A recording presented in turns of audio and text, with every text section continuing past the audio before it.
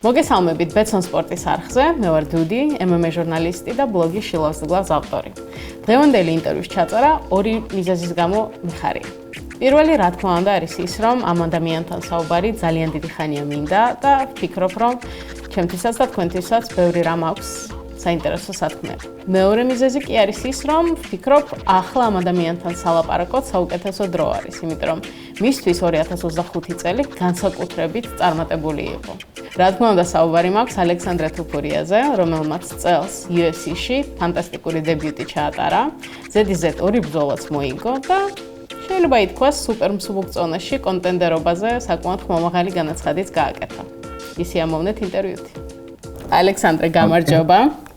უპირველეს ყოვლისა ძალიან დიდი მადლობა, რომ ამ შობას ახალწლო ციებ-ცხელებაში იპოვეთ დრო ჩვენთვის სალაპარაკოთ. აბა როგორ ხარ, როგორი განწყობაა? მადლობა თქვენ პირველ რიგში და ყველაფერი კარგია, აი როგორც ჩემს კი. ახალი წლის განწყობით, შობის განწყობით. მშვენიერი. ისე როგორია თოფურიების ოჯახში ეს შობა ახალი წელი? სხვათა შორის ძალიან ჩემთვის მნიშვნელოვანი დრო არის, ესე ვთქვათ, ხო, ანუ ძალიან მიყვარს ეს პერიოდი. დეკემბერი, იანვარი, ახალი წლები, ახალი წელი შობა და ასე შემდეგ. კარგი რაღაც მოლოდინია რა. მშვენიერი. არა ისეთი ძალიან ისეთი ოჯახური რაღაც დღესასწაულები მოდის და მაგიტომ. თან მე რა ვიცი თქვენთან არის ჩასული, რაც ვუყურებ, თქვენთან არა და მადრიდში ილიასთან არის, ხო? ილიასთან არის მადრიდში, კი. არ ვიცი ზუსტად როდემდე გაჩერდება, შეიძლება შევხვდეთ, შეიძლება რომ ჩავალ რიგ შევხვდეთ. ვა. მაგარია. გაგრასთან 21-ში ილიას დაბადების დღე ემთხვევა, 28-ში ჩემი დაბადების დღე, გურამისაც აქვს იანვარში დაბადების დღე, რამოდენიმე ახლო ადამიანს კიდე და იანვარი მშვენიერი. მერაბსაც აქვს გონი 10-ში აქვს თუ რაღაც, ანუ იანვრის დასაწყისში აქვს მერაბსაც. მერაბსაც 10-ში, ხო, იანვარში აქვს სადღაც დაბადების დღე 9-10-ში. ნუ მოკლედ იანვარი ესეთი დაკავებული თუეა, ხო? მშვენიერი. ისე სხვათა შორის სანამ რაც იანვარზე და 2026-ზე ვისაუბრებთ, ჯერ მინდა 2025-ზე 1-2 სიტყვაც ვთქვათ, ხო, იმიტომ რომ მგონი ისე დამეთანხმები, რომ არც ისე ცუდი 2025 წელი გქონდა რა. არა, ღმერთის წყალობით არა, შემეძლია თქვა რომ რამე ცუდი წელი იყო, იმიტომ რომ ყოველთვის არის რაღაცაზე სადარდებელი, რაღაცა, ხო იცი, ნიუანსი ყოველთვის არის. მაგრამ ღმერთის წყალობით რაც სპორტ შეეხება, რაც პირად ცხოვრება შეეხება, ყველაფერი კარგად მიდის რა. ერთი რაღაც მოგონება რო გამოვარჩიოთ, ხო? აი 2025 წელი რო გაგახსენდება, აი ყველაზე დასამახსოვრებელი მომენტი შენთვის რა იყო? შეიძლება პირადი ცხოვრებიდან იყოს, შეიძლება კარიერულად. პასუხი ადვილი არის ჩემი ბავშვის დაბადება. მართლა როდის? მე პირადად გამომშე ამბავი. ოკეი, შეიძლება ალბათ უმრავლესობას, იმიტომ რომ არ ვაშუქებ ამ ინფორმაციას. ესე და მოდი ესე ვქოთ პირადულად ვინახავ. ძალიან მაგარია, მაგრამ ნუ გილოცავ. შეიძლება ვკითხო გოგოა თუ ბიჭი? გოგოა. გოგოს მამა ხარ? მერტის წყალობით, ეგრე ყოფილი. ვაუ, აი ძალიან გამიხარდა, რა ვიცი, ღმერთმა ჯანმრთელი გაგზავნოს და წარმატებული და რაც თავარი ბედნიერი. აი ეგრე მაგრად დავიწყეთ, მაგრად. აი უკვე ნახე სიახლე გაქვს. უკვე სიახლეა, ანუ შოკის მომგვრე. ეგ ნიუანსი, ეგ ამ თემასთან დაკავშირებით მე არ ჩაურმავებულ ვარ ჩხუბის მერე, მაგრამ აღნიშნე რომ მეთქი ამჟამად მეთქი რაც მინდა ეს ჩავიდე მეთქი და ჩემს ბავშვს ჩავეხუტო თქო, მაგრამ ზოგადად ხო იცი, რა ვიცი, ყურადღება არ მიაქციეს. რა ძალიან კარგი არის, მაგრამ ღრმად კი. ხო, კაია სულ. 2025-ში დაიბადა ჩემი პირველი მერცხალი. ვაუ, რა მაგარია, მოკლედ, აი ძალიან გამიხარდა, თან განსაკუთრებით რაღაცნაირად. მგონია რომ აი გოგოს მშვენიერი girl dad იქნები, ეგრე ვთქვათ. 100% რატომაც არ მერცხალი. Წამაგარია. ისაც ხოთა შორის ხო ეს საინტერესო. ნუ მესმის შენი ეს მიდგომაც რომ პირადი ცხოვრება პირადად შეგინდა დაიტოვო, იმიტომ რომ მაინც და მაინც საჯარო ადამიანი ხარ და იმას. მაგრამ ზოგადად მგონი შენზე ყველაზე ცოტა ვიცით, რატომღაც ესე მოხდა, რომ თუნდაც აი სანამ UFC-ში დებიუტი შენი რაღაც მოხერხდა, იმაზეც ვდაობდით, მეცახელი რა გქონდა, იმიტომ რომ სადღაც კონკისტადორი გეწერა, სადღაც თუნდაც გასადორი გეწერა ხო? აპოლოჯიში გასადორ მართალი ხარ, არ ვიცი ვინ დაწერა. ვინ მან პირიქს მაგ ყველაფერს, მაგრამ კი მე დაჟე მგონი დღემდეც ელ გასადორ აწერია შეიძლება, არ ვიცი, აპოლოჯიში კი ვიცი რომ ეწერა. ეხლა არ ვიცი. ეხლა მგონი უკვე შეასწორეს, უკვე საკმარისი ხმაური გამოიწვია იმისთვის, რომ ყველა მიცის ვინ არის დამპყრობელი. ისაც ხოთა შორის ეს რამე საინტერესო ამბავი მანდაც ხო არ არის შენსა და ილიას ნიკნეიმებში ეგრეთ წოდებულში. ის მატადორი, შენ კონკისტადორი, საიდან წამოვიდა? რაც ყველაზე მთავარი არის და რაც ვიცი რომ ჩვენ არ დაგვირქმევია ჩვენს თავს ესე რომ აი ეს ელ მატადორ, ელ კონკისტადორ ეს ხალხმა უბრალოდ ახლო ხალხმა აი ესე აირჩია. მე რა თქმა უნდა ფიქრობ თავიდან სიმართლე თუ გაინტერესებს პირველად ილიამ რომ მითხრა ელ მატადორ არ მომეწონა. იმიტომ რომ რაღაც ქართულად გადავთარგმნე, მე რაღაც მეთქი მკვლელი, რაღაც ვაც მეთქი არ მომწონს თქო, მაგრამ მე რა ვიცი, ვიფიქრე, ხო იცი ერთხელ ორჯერ, სამჯერ უკვე რო გეძახიან ელ მატადორ და მე ხან რაღაც ახალი ანეკდოტი და რა ვიცი, ბოლოს ეჩვევი. და იგივე მოხდა ჩემს სახელზეც. ერთხელ ელ კონკისტადორ მე გამეცინა ელ კონკისტადორ მეორედ მესამე და მე უკვე ხალხმა რო დაიწყო აითვისა ეს ელ კონკისტადორ მეც ყველაფერმა დაიწყო ახლო ხალხში.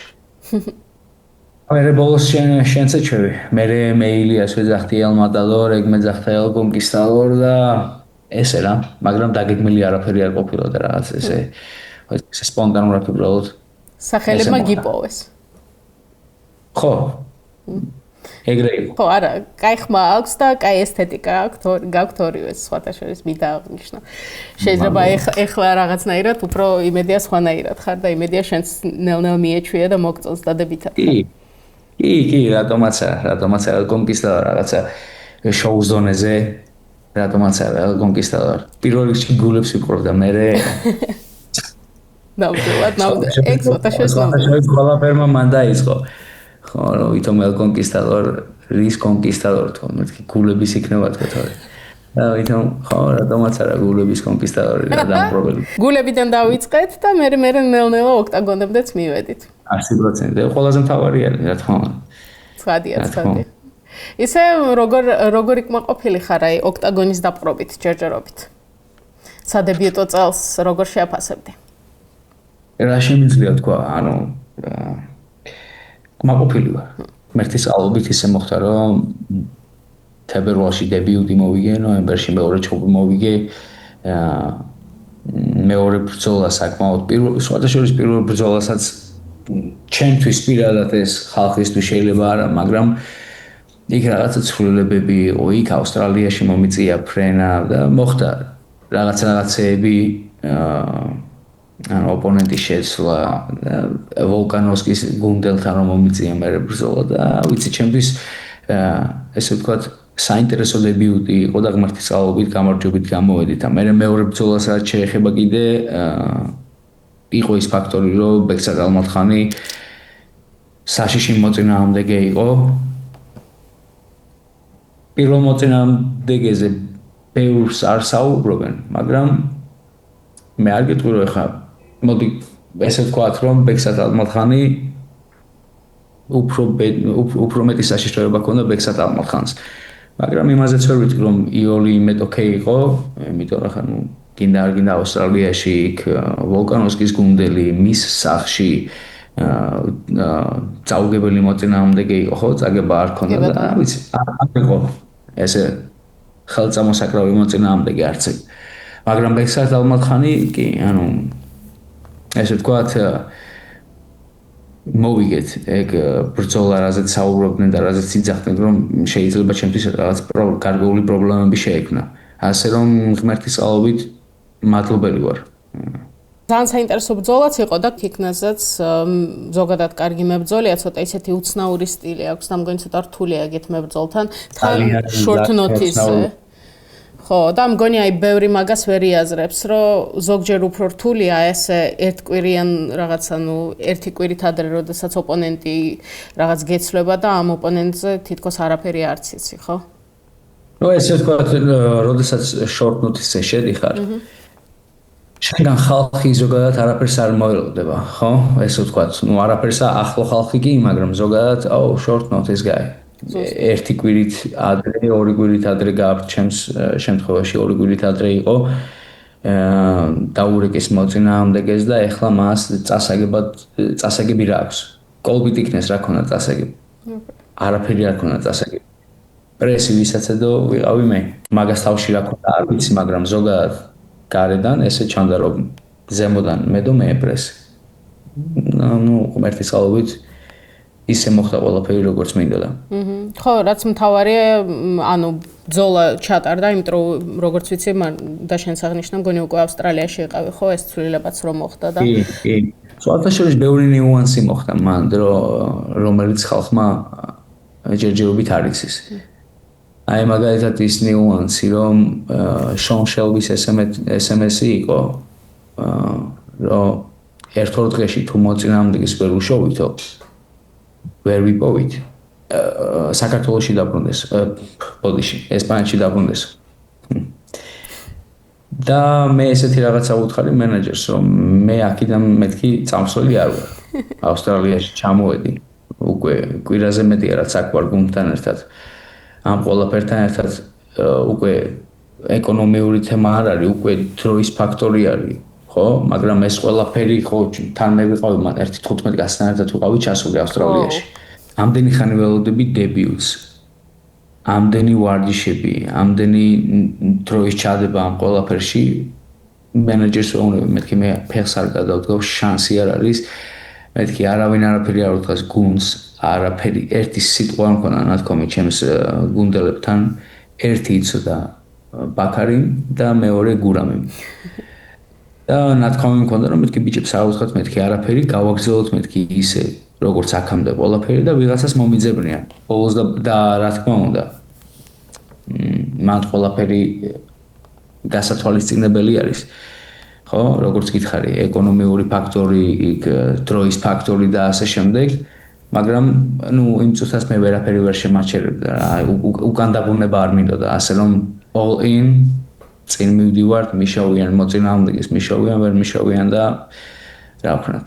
ასე რომ მე-6 დღეს ვორცდები იმ დღის მე რაც matchmaker-მა გითხრა რომ 2 დღე დაგველოდეთო მე-6 დღეს ვიპოვეს კოლბით იქნესი. და მგონი საბოლოო ჯამში, ანუ ისე ყველაფერი დაალაგდა, რომ თითქოს ამას კოლბის გამოჩენამ, კოლბის გამოჩენამ და ის რა ქვია, აი თუნდაც ის ფაქტორი, რომ ვოლკანოვსკის თანაგუნდელი იყო, რაღაც ანუ თითქოს თქვენი ბრძოლა გაცილებით უფრო საინტერესო იყო და ანუ განა იმიტომ რომ რაც ქართველი ხარ ან რაღაც, მაგრამ ანუ გულწრფელად, მგონი კომეინ ივენტთან შედარებით უფრო მეტი ყურადღება თითქოს აი ამ ისტორიაზე და თქვენს ბრძოლაზე იყო მიმართული, რაც საბოლოო ჯამში როგორც მებრძოლისთვის კარგად გადათამაშდა. ეს ფაქტორი მინდა დავაბრალო უკვე ალექსანდრეს და იმას, ილიას. ამ ფაქტორმა დიდი როლი ითამაშა მით უმეტეს ავსტრალიაში ვიყავით, ალექსანდრე ვოლკანოვსკის სახლში ვიყავით და იქიდან გამომდინარე რომ მისი გუნდელი, უბრალოდ გუნდელი არა, კოლბით იქნესი არის როგორც აი ოჯახის წევრი. მე და ილია ვართ კი ერთად, ეგრე ეს კოლბით იქნესი და ვოლკანოვსკი არიან, გენეცმები არ არიან, მაგრამ ახლო მეგობრები, ახლო გუნდელები და რა ვიცი, კი, დიდი ყურადღება გამოიწვია ამ ფაქტორმა. თან იყო უარი, ანუ 1-0-ია და ნახოთ ახლა როგორ მოხდება. ცოტა შეს მაგაზეც ვთქვი, რომ 2-0 რო ვართ უკვე იმაზე, მეთქი ავსტრალიასთან, მეთქი ცოტაც და ომს გამოგვიცხადებენ თქო. მაგრამ მეგობრულად. ნონი ამ წუთას ვინ არის დარჩენილი? ვინმე სყავს ავსტრალიელი წონაში, ვინმე ქართველს? ქართულს. ნუ ილიასთან სავარაუდოდ ის იქნება სალქიდი. სუბუქ ზონაში არის ის. კი, კარგი ბიჭი არის ეგეც კი. ვიცი რომ პირველ რაუნდში მოიგო პირველი ბრძოლა და მეორეც პირველ რაუნდში მოიგო. კი, კარგი ესე ვთქვათ შედევრი შემოგთავაზა ამ წელს. ნამდვილად. მაგრამ მე მაგასაც გზელი გზა აქვს. გასავლელად. ცხადია. ისე შენ ბრძოლებს სავარაუდოდ ხშირად ახლა უყურებ. კვირას თუ თქვენთანაც ალბათ კვირას არის ეგ კარდები, როდესაც არის. ყველას უზიხარ თუ რაღაც შერჩევით? ეს ხო ბოლოს და ბოლოს ჩემი სამსახური არის, აუცილებლად უყურო ყველა ბრძოლას. ზოგადად მე ამ სპორტის მოყვარული ვარ, ასე რომ ყველა ჩუბს უყურებ, ვაანალიზებ, ეხლა შეიძლება რაღაც ბრძოლები გამომრჩეს. მე არის კიდევ ბრძოლები, რაც უფრო მაინტერესებს ვიდრე სხვა ბრძოლები, მაგრამ ზოგადად შეძლების დაგვარად უყურებ ყველა ბრძოლას. აი მაგალითად რომ გითხრა, გუშინ უყურე 3 ბრძოლას ბოქსის. უბრალოდ ესე. სიამოვნებისთვის. ერთი პირველი ბრძოლა იყო ორი მოჩხუბარი, რომელსაც არც თქვენ არ იცნობ, გონი და არც მე არ ვიცნობ, ის კი არა, სახელიც არ მახსოვს ახლა, იმიტომ რომ უბრალოდ ჩავრთე. და მე გადავედი, უყურე კანელო მიგელ კოტო და მე უყურე კრაფორდი ეროლ სპენსთან. უკვე ალბათ ერთი მეათეთ. იმიტომ რომ უყურებ და სწავლობ, ხო? ვაანალიზებ და მაგალითად ვითვისებ. და უარყოფითებს კიდევ ცდილობ რომ იგივე გზაზე არ გავიარ. კაი მიდგომა. სხვის შეცდომებზეც სწავლა ხო? და აი MMA-ში ვის უყურებთ თქვათ უბრალოდ სიამოვნებისთვის და ვის უფრო ტექნიკურად? ანუ არ მინდა ვიჩვენო როგორც არც ერთი UFC-ის მებრძოლი. როდესაც MMA-ს უყურებ, მოდი ესე ვთქვათ რომ არ მყავს ისეთი ვისაც აი ესე მინდა ვიჩვენო. ბოქს როდესაც უყურებ, ვცდილობ რომ ყველაზე საუკეთესოებს უყურდე და ანუ ესე ვთქვათ, მაგდონემდე მინდა ვიბოქსავ და როდესაც ჭიდაობის სწავლა მინდა, ანუ ესე ვთქვათ, ბოქსის სწავლა როცა მინდა, ბოქს უყურებ, როდესაც ჭიდაობის სწავლა მინდა, ჭიდაობას უყურებ. მე MMA-ის შესწავლის დონეზე ვიღაცისგან რაღაცა ნიუანსები რა თქმა უნდა, მაგრამ არ ყავს ისეთი სპორტსმენი, ისეთი MMA-ის მებრძოლი, რომელსაც უყურებ და თქვა რომ აი ესე მინდა ვიბრძოლო. ისე თქვა მინდა. მაგრამ რა თქმა უნდა, როგორც წეგან აღნიშნა, ხო, ძალიან მხარეებს ყოველთვის უყურებ მაინც, სწავლობ, შეცდომებზე ვცდილობ რომ იგივე შეცდომები მე არ გავიმეორო და ზოგადად ყველა ჩუბებს უყურებ. Anderson Silva, Jose Aldo, Emelianenko იქიდან რომ დავიწყოთ, იქიდან აბსოლუტურად ესე ვთქვათ, ყველა მყავს შესწავლილი, ყველა ბრძოლები მაქვს ნანახი და მაგრამ ნიუანსები როგორც ასე, იმიტომ რომ მოდი ესე ვთქვათ, ხაბიბა მაღალ დონეზე ჭიდაობს. მაგრამ მე სტილი მე არ მინდა. მინდა, იმიტომ რომ მე რო ჩაუღრმავდე, ესე იგი აი ეგრე უნდა ვიჭიდავ, ეგრე უნდა დავაგდო, ეგრე უნდა გავაკონტროლო და თუ დააკვირდი ბოლო ბრძოლას მე ამას არ ვაკეთებ. მე უბრალოდ ჩემი სტრატეგია მაქვს, ჩემი სტილი მაქვს, ხო, შევედი მაგალითად დავაგდე თუ რაღაცა მინიმალურად ნახე რომ წამოდგომა შეიძლება მე ავაყენო ფეხზე. იმიტომ რომ ეს ჩემი სტილი არის. და არც ზემოთ არ ვგიჟდები იმაზე რომ აი მარტოს ზემოთ და ზემოთ და არა თუ მომენტი მექნება და საჭიროება მოითხოვს რომ არ მოვიდება მაშინ კონჩავ. იმიტომ რომ ამაზე ყველაზე ხშირად ალბათ ისმის ქართველებისგან მით უმეტეს კითხვები, რომ აი ილიას და ალექსანდრეს ისეთი ბაზა აქვთ რაღაც გრეკო-რომაული ჭიდაობის და ნაკლებად იყენებენ და ანუ სუმიდის ამაზე საუბარი, რომ თითქოს აი ილიამაც რო დაიწყო UFC-ში ასპარეზობა, უფრო ჭიდაობდა და ეხლა ნელ-ნელა თითქოს სულ სტრაიკინგში ატარებს ბრძოლებს და ამაზე მოკლედ ქართული გულშემატკივარი ძალიან შეწუხებულია. ხო, მე მგონი არ უნდა იყვნენ შეწუხებული. იმიტომ რომ ილიამ გონის აჩვენა ის რომ არ არის საჭირო რომ იჭიდაოს, ხო? თუ საჭიროება მოითხოვს მაგალითად როგორც იყო ჯაირ ჰერბერტთან, მოხდა მაქს ჰოლოვეისთან, იმისთვის რაღაცა პატარა ყურადღება გადაიტანოს მოწინააღმდეგის და აჩვენოს მოწინააღმდეგეს რომ თლად ნუ იქნები კონცენტრირებული იმაზე რომ ზემოთ გეჭყობები, იმიტომ რომ შემიძლია შენი დაბლა ჩაყვანა. თუ მაგდონეზე გამოსაყენებელი ექნება ილიას, გამოიყენებს. თუ ჩაიყვანა დაბლა და ნახა რომ შეუძლია ადვილად გააკონტროლოს და არ დაუჯდება ეს მისი 100%-ით ძალის ჩადება, მაშინ გააკონტროლოს, მაგრამ ეს უბრალოდ მაგას გეუბნები, რომ ცოტა მენტალიტეტი არის, ხო, სტილი არის, შენი ის რასაც ვარჯიშობ, რასაც უყურებ, რაც გინდა რომ იყო. თუ მაგაზე თუ ვილაპარაკებთ, მაშინ ოკეი, მაგალითად ხაბიბს უყურებ და შევისწავლით ხაბიბს, ხო? იმიტომ რომ ესე თქვა ხაბიბ ნურმაგომედოვი კაცი არის, რომელმაც აჩვენა მსოფლიოს რომ ჭიდაობით შეგიძლია მსოფლიო ჩემპიონი გახდე, მაგრამ ეს ილიას სტილი არ არის, ეს არ ჩემი სტილი. მაგიტომ ილია არიზა, ანუ 100 წელი არიზავს მაგას, რომ შევიდეს და ჩაიყვანოს ვიღაცა დაბლა და ანუ 100% ჩადოს იმისთვის, რომ დაბლა გააჩეროს. რატომ თუ კაცმა ორი კამარი მოიგო? სუპერები. ნუ ფაქტია, ხო? ზუსტად. მგონი უფრო ის წqint რო თითქოს წqint რა, ანუ ხო ხდები ძალიან ისე გადატანითი მნიშვნელობით ვამბობ მეც, მაგრამ აი ისა ბოლოსო უკვე აღარც ახსოვთ რომ ილია რამდენად კარგი გრეპლინგი აქვს ილიასო და ეს ახალმა მაყურებელმა არ იცისო ეგ და მაგალითად ახლა ცარუკიანზე და ისლამთან დაპირისპირებაზე რომ მიდის საუბარი, აი თითქოს გონიათ რომ ილია დაიჩაგრებაო მათთან.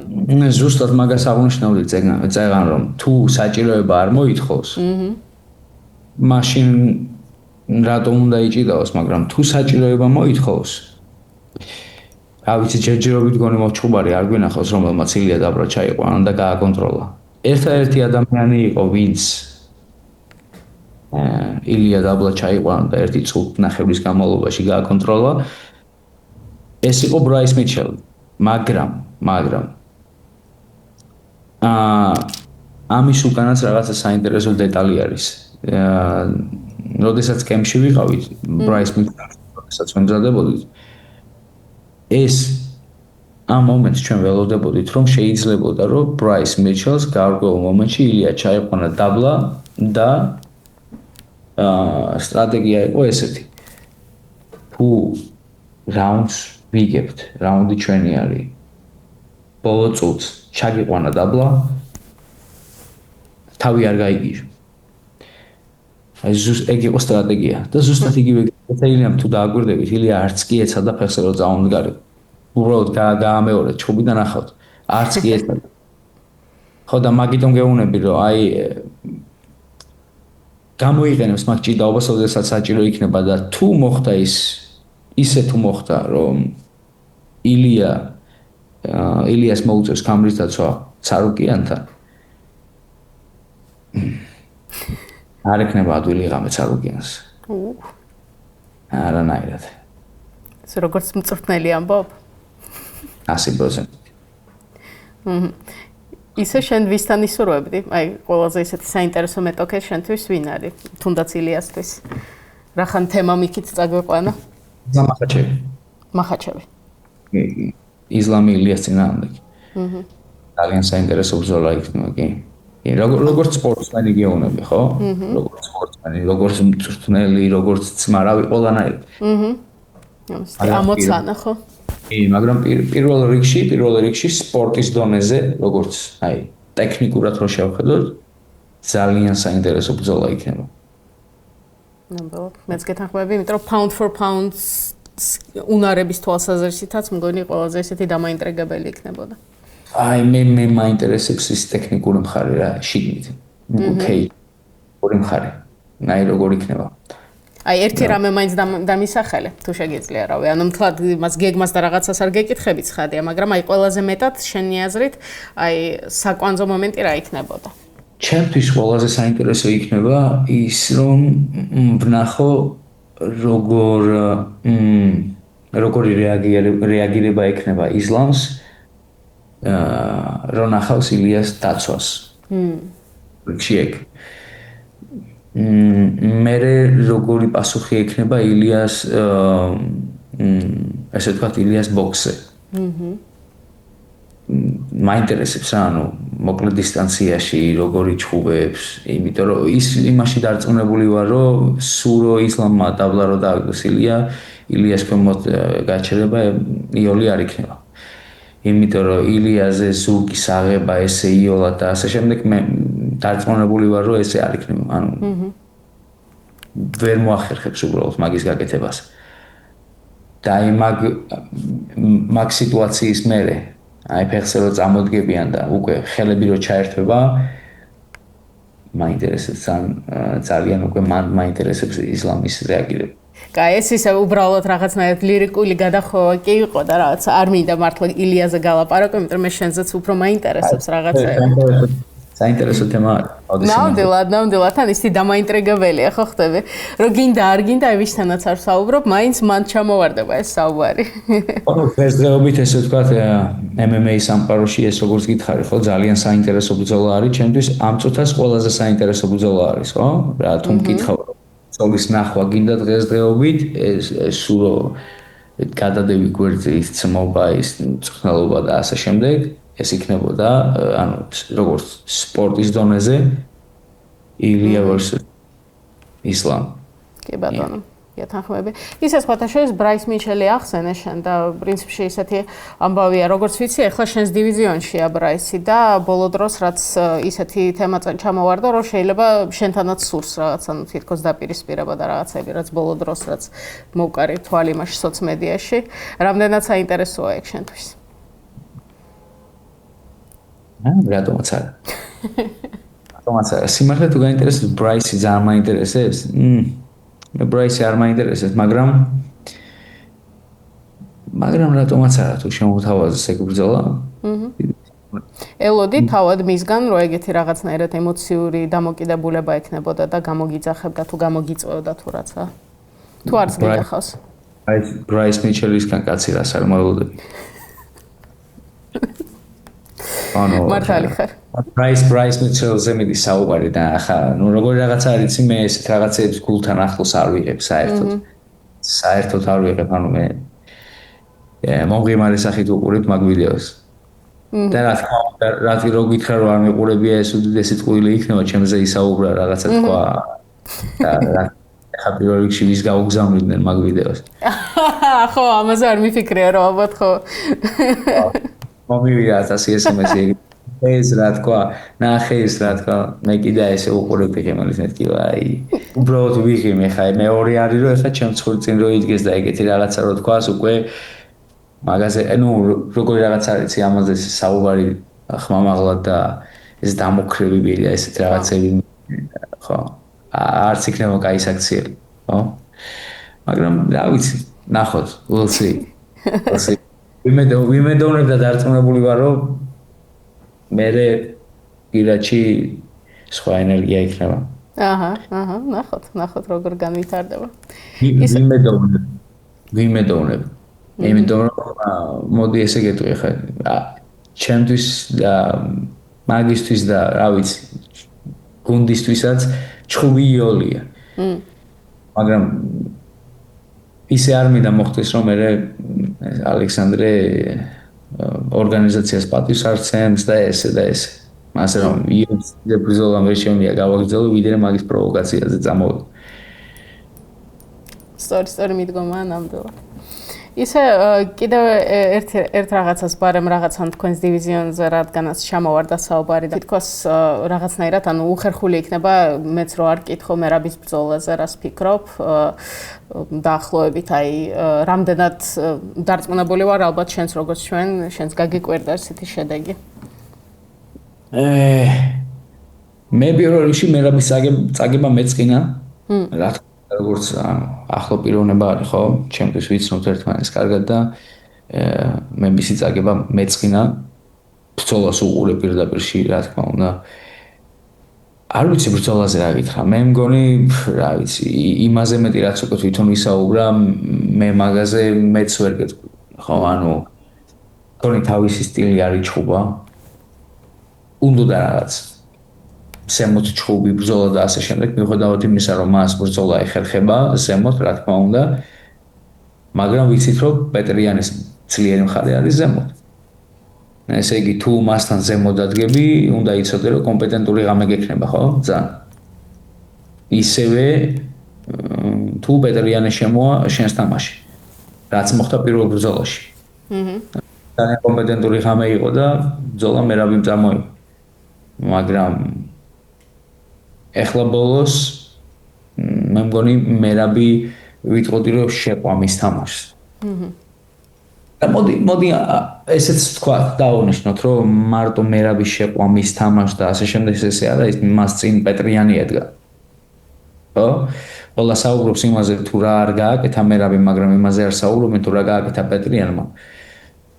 მერაბი მის არ გააკეთა, მაგან უკეთესად იცის, რაც ყველაზე კარგად მაგას ეხერხება, მაგრამ პეტრიანმა გააკეთა ის, რაც ყველაზე კარგად მას ეხერხება. ხო? და ზუსტად ეს ორი რაღაც დაემთხვა ერთმანეთს და მაგიტომ წაიღო ბრძოლა პეტრიანმა. ძალიან კარგი აქცენტი დასვი ჩემი აზრით, 100%-ით გეთანხმები. ასე რომ არ ვიცი, მე დარწმუნებული ვარ, რომ მერაბი მესამე ბრძოლაზე მაგ თუ კორექტულად თუ იჩხუბა, სწორად თუ იჩხუბა, თუ გააკეთა ის, რაც მას ეხერხება ყველაზე კარგად და ეს არ არის მარტო ჭიდაობა, ანუ ხალხი ფიქრობს, რომ მას მარტო ჭიდაობა ეხერხება. იმისთვის რომ action-ში ჩადოს ეს ჭიდაობა და ესე ვთქვათ, ხო, იმისთვის რომ მან იჭიდაოს 25 წუთის განმავლობაში, მაგას მთელი სერია მოყვება უკან. ხო? და ამაში არის ყველაზე კარგი მერაბი. ეს ეხერხება მას ყველაზე კარგად. რომ ამ გარკვეული მოძრაობების შესრულება და მერე ჭიდაობით დამთავრება და ასე შემდეგ და ასე შემდეგ. ეს მარტო ჭიდაობა არ არის. ეს გარკვეული სტილი არის, ეს მერაბის სტილი არის და მერაბის სტილი თავის სტილში ერთადერთია. და მგონი განუმეორებელი. ნამდვილად the machine. მაშინ თუ ის ბრძოლა ჩაატარა, რაც თვითონ ეხერხება და რაც თვითონ იცის ყველაზე კარგად, მე დარწმუნებული ვარ, რომ მაგ ბრძოლას წამოიღებს, მიუხედავად იმისა, რომ იგივე პეტრიანი შევიდეს შიგნით კეიჯში, რაც ბოლოს ნახე. ხო, 100%-ით და ხელი მткиოდა, ხო, ბოლო ბრძოლაზე იძახდა. პირველზე ხო? არანადგენი ხელით 100%-ით სულ თავისი სტილის ჩატარება მოინდომოს მან და ესე ვთქვათ თავის თამაში რომ მოინდომოს მერაბის წაყვანა, ხო? ვერ მოახერხებს, იმიტომ რომ მერაბს თუ უნდა თავისი სტილით ჩხუბი უბრალოდ არ მგონია რომ მე პეტრიანმა გააჩეროს. ეს უბრალოდ მაგრამ ამასაც ხომ მომზადება უნდა, მე არ ვიცი როგორ ემზადებოდა მერაბი. შეიძლება აი ზუსტად იმისთვის ემზადებოდა რომ ზემოთ ეჩხუბა, არ ვიცი, მე იმასაც გააჩნია მენტალიტეტს, რა მენტალიტეტი შედიხარ შიგნით. შენ სანამ კეიჯში შედიხარ თუ უკვე გადაწყვეტილება აქვს მიღებული და ზემოთ თუ გინდა ბრძოლა, ესე იგი, ნუ მე მერაბთან არ მისაუბრია, ძალიან ბევრი ნიუანსი არის, რაზეც მე კითხვებს დავუსმებდი. იმისთვის რომ ჩემი აზრი გამომეტანა, მაგრამ ამ ცოტას გელაპარაკება კაცი რომ მომაც მე აზრზე მე უბრალოდ ჩხუბს უყურე. ხო, ესე შორია, ხო? ხო, დაუждები. მე გავისაუბრები და მეცოდინება ჩემთვის რა მოხდა რეალურად. თუ არის რამე შესაძლებლობა რომ რაღაცა თითქოს თქვენი ერთად რაღაც გადაკვეთები, ერთად ვარჯიშები რომ უფრო ხშირად ნახოთ ხოლმე? ერთმანეთთან ჩვენ რო ახლოს ვიყოთ, იგი გარდაუვალი იქნება.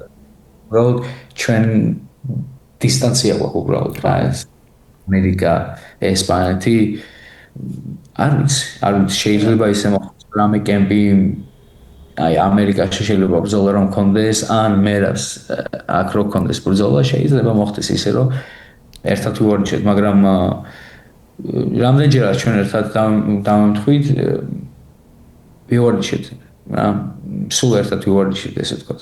გულს უხარია ხოლმე როდესაც ერთად გხედავთ რავი. რაღა დაგივალო. იცი რა მაინტერესებს ახლა ვარჯიში და ბრძოლა რო ახსენეთ, სხვათა შორის აი არსებობს ხო მებრძოლის ორი ტიპი, რაც ნუ მე რაც ვუყურებ და რაც ინტერვიუები მომისმენი, აი სეიმპერი სუიძახთა ხოლმე რომ აი ბრძოლა მეზიზღებაო, ვარჯიში მევას სეიმპერი GSP.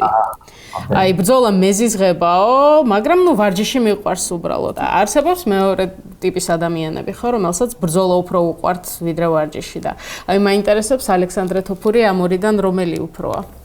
არიან მებრძოლები, რომლებსაც უყვართ ვარჯიში და უბრალოდ ეს პროცესი არ უყვართ.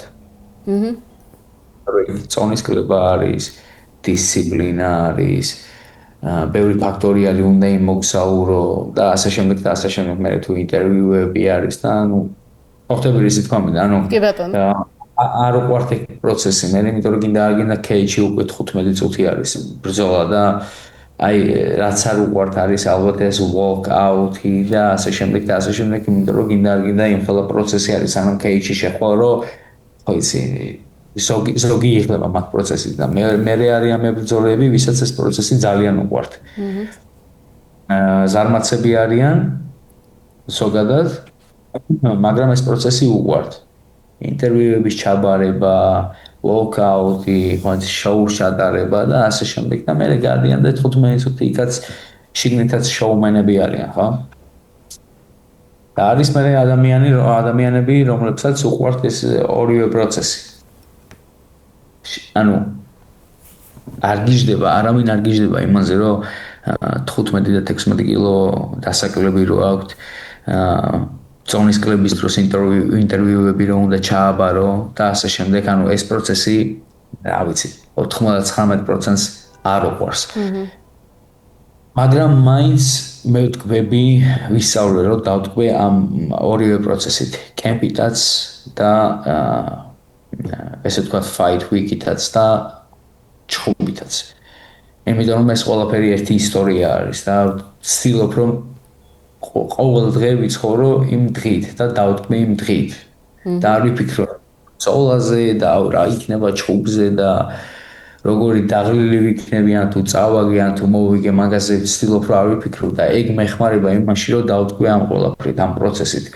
ადრე ცოტა სხვანაირად იყო, ადრე მაინც და მაინც ვერ ვტყვებოდი, იმიტომ რომ იმდენად ჩაძირული ვიყავი ამ ფიქრებში, თუ რა იქნება და როგორ იქნება, რომ აი თითქოს უკვე ჩხუბამდე მისვლა მაინც ძალიან ნერვიულობდი, ფიქრობდი, გამიცდიდი იმას, რომ აი წავაგებ, მოვიგებ, რა იქნება, წონას ჩავაბარებ, ვერ ჩავაბარებ და რაღაც და ანუ დღესდღეობით უკვე ვისწავლე იმით, რომ ორივეთი დავთქვი, ასე რომ შენ კითხვაზე პასუხი არის ის, რომ თქვებით ჩემი ვარჯიშითაც, კემპითაც და ბრძოლითაც.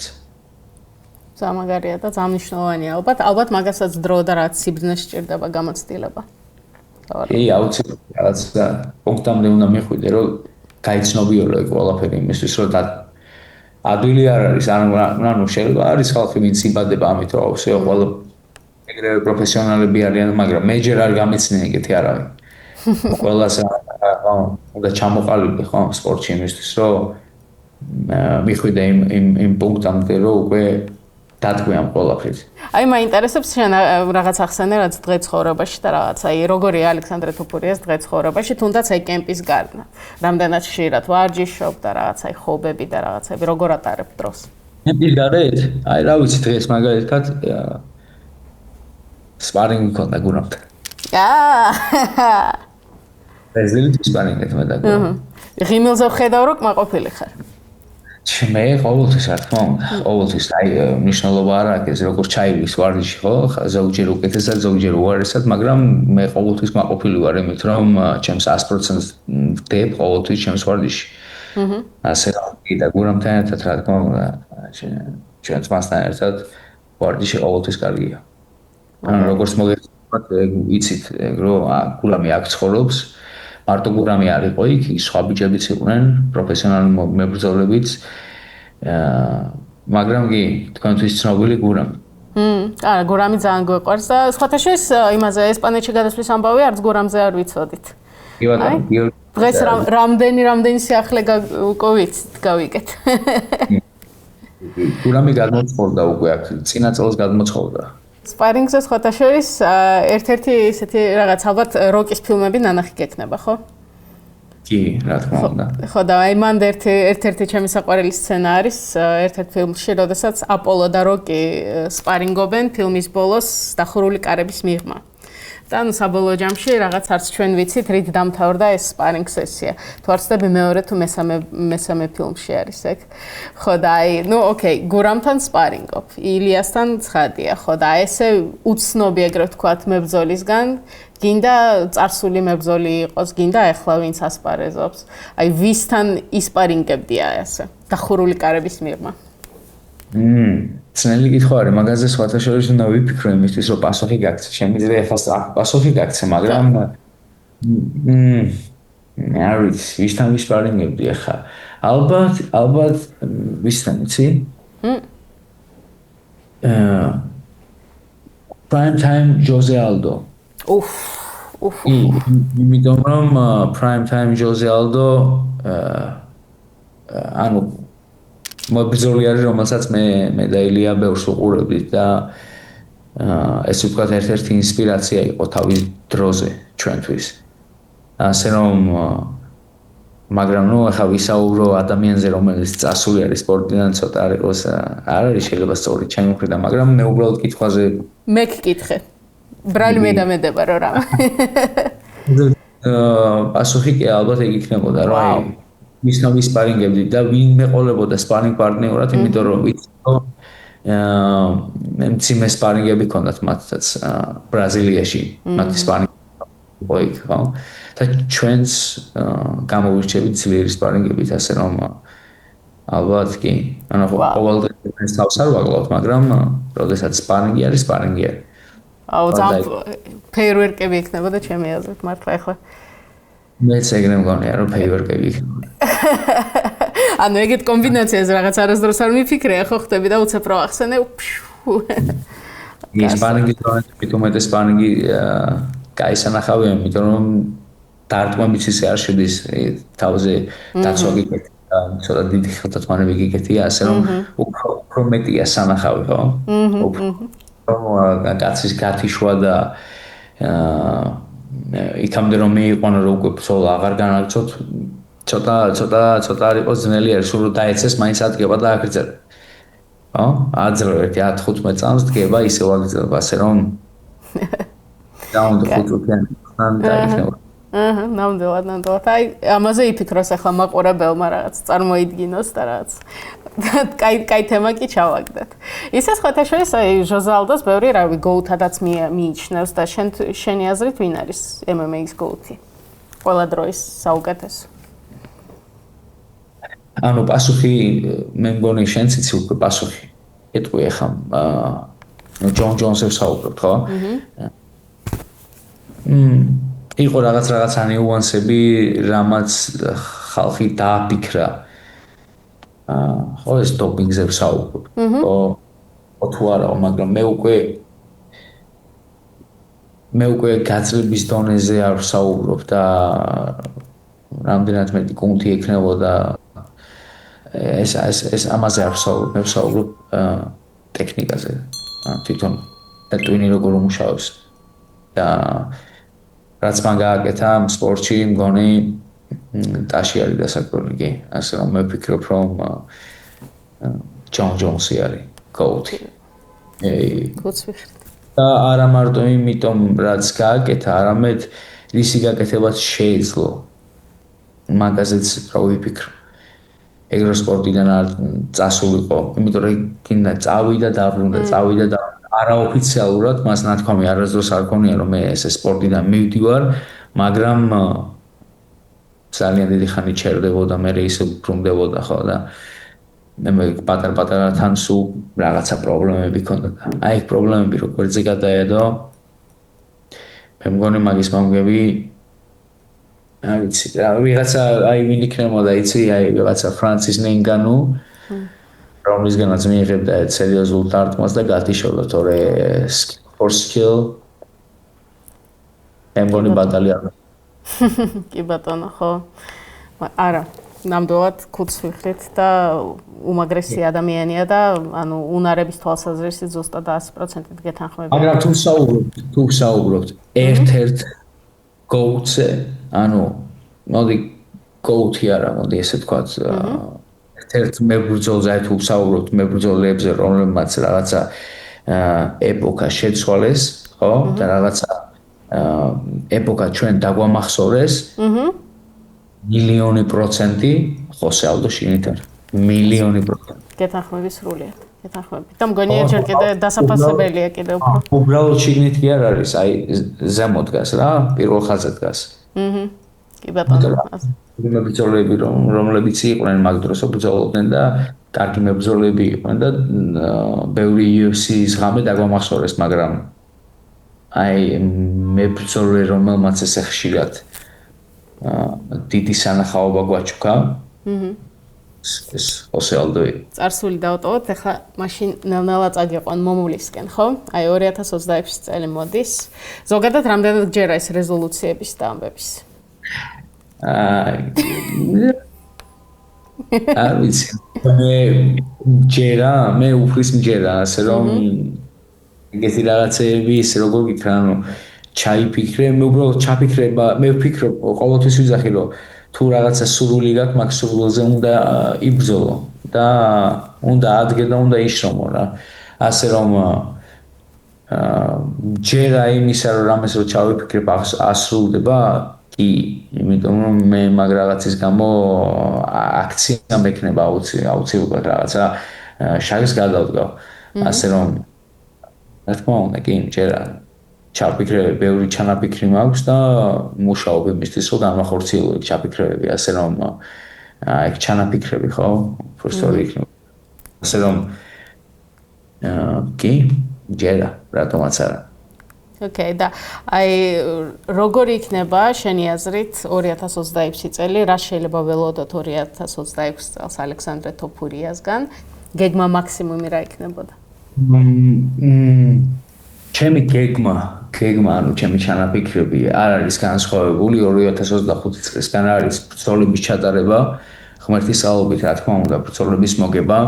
ჩემი ჩანაფიქრები არის ის, რომ განვახორციელო რამოდენიმე წარმატებული ტრეინინგ კამპი, იმისთვის, რომ წარმატებული ბრძოლები მქონდეს, წარმატებული ტრეინინგ კამპები უნდა მქონდეს, ასე რომ პირველ რიგში ორგანიზება მაქვს გასაკეთებელი გარკვეულ ესე ვთქვათ სპორტებზე ხო ტრეინინგ კამპზე და რა თქმა უნდა მოვემზადო ბრძოლებისთვის და განვახორციელო წარმატებული ბრძოლები. ყველაზე მნიშვნელოვანი არის რომ წინ წავიდეთ ამ ბრძოლებში. ხო უბრალოდ ბრძოლები არ ჩავატაროთ. უბრალოდ აი ესე წადი და იბრძოლე. რაღაცა მიზნის გამო და ყველაზე მთავარი მიზანი არის ის რომ წინ წავიწიო და ესე ვთქვათ ტიტულამდე ახლოს მივიდე. მე ყოველთვის მაქვს ის თავში რომ მე და მერაბი ერთ ზონაში ვარ, მაგრამ მერაბთან მე რა თქმა უნდა რომ არ ვიბრძოლებ, ჩემი მიზანი არ არის რომ თამრამდე ახლოს მივიდე და როდესაც მერაბი იქნება ჩემპიონი, მე მერაბ შევებრძოლო, მაგრამ სად ვიყო ყოველთვის, იმიტომ რომ ეს სპორტი არის და შეიძლება 1000 რაღაცა მოხდეს, 1000 ცვლილება იყოს, შეიძლება მერაბი მერტას გადაწყვიტოს რომ ან ზონაში ადის, ან სპორტიდან მიდის, არ ვიცი, ღმერთმა კიდე რა ვიცი, 1-10 წელი მის სპორტში, მაგრამ ჩემი მიზანი არის რომ წინ წავიწიო და მზად ვიყო ყოველთვის რომ ნებისმიერ მომენტში თუ მომეცა, მე რა თქმა უნდა რომ ჯერ ძალიან ადრე არის იმაზე საუბარი ხამარზე როდის ვიბრძოლებ, იმიტომ რომ ეგრზელი გზა მაქვს. გასავლელი, მაგრამ თუ მეკითხები რა არის მიზანი, ჩემი მიზანი არის ეგ რომ ნელ-ნელა მივიწიო ახლოს ხამართან და ყოველთვის მზად ვიყო იმისთვის რომ რაღაცა ესე ვთქვათ სარი გამოვიდეს და მითხრან რომ ხამარზე გაქვს ჩხუბი.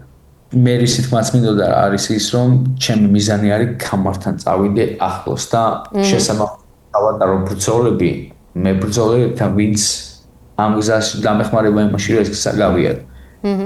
ასე რომ თუ ბრაის მიჩელი ერთ-ერთი მათგანი იქნება გამოუშვათ. კი ბატონო. კარგი. რავი, მაგას ველოდებით ზუსტად ბრაის მიჩელზე არ ვამბობ, მაგრამ ვამბობ პერფორმანსებზე და რა თქმა უნდა ისეთ რაღაც გამოსვლებს და ბრძოლებს, რომელიც შენ გაგიხარდება და შენ გესიამოვნება. ალექსანდრე, უღრმესი მადლობა.